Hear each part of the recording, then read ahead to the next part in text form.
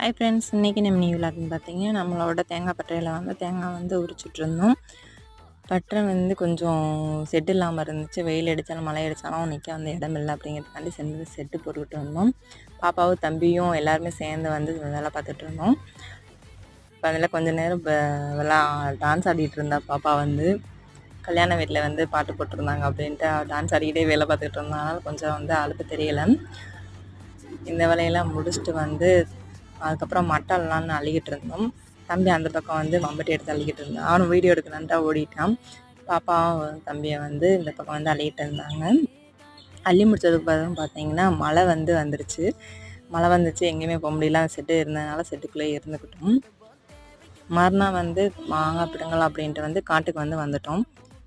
நம்மளுக்கு வந்து காய் பழுத்திருக்கா என்னென்னு விளைஞ்சிருக்கான்னு தெரியாது. ஆனால் அணிலுக்கு வந்து கண்டிப்பாக தெரிஞ்சிடும். அது எல்லாத்தையுமே ஓட்டை போட்டு இப்படியே போட்டுருச்சு.